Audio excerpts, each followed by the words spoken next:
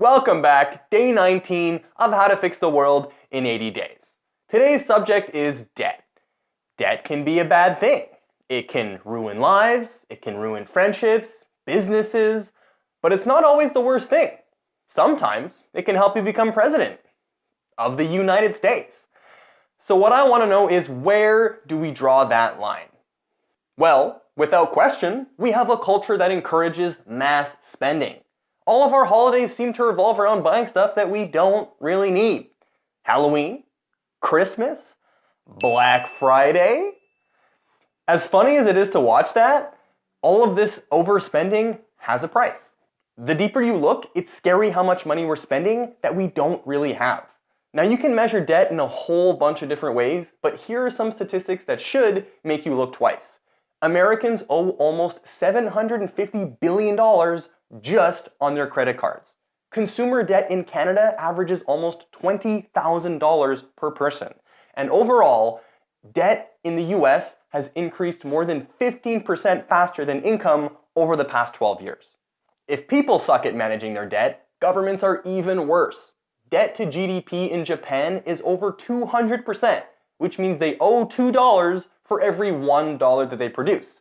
In a weird twist, they do owe much of that money to their own citizens, so it's not as bad as, say, the US, which owes a lot of their $20 trillion in debt to other countries.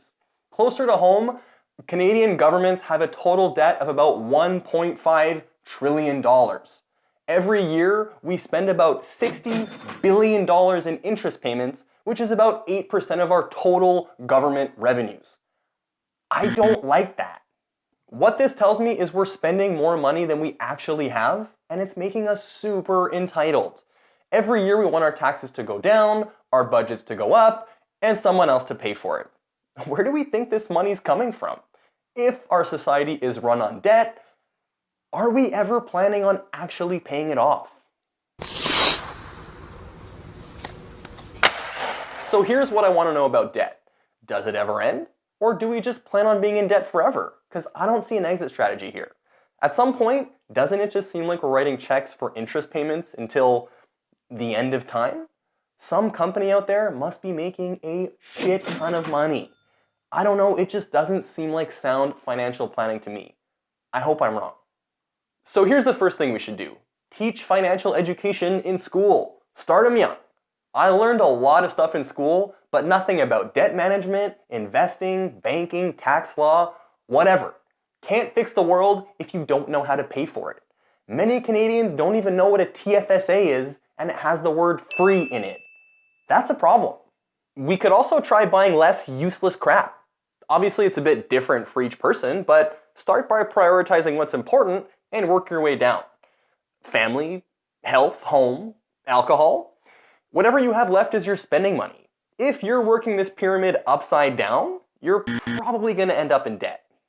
I also think we should stop blaming everything on bankers and lawmakers. Sure, they're part of the problem, but nobody put a gun to your head and forced you to take out that loan.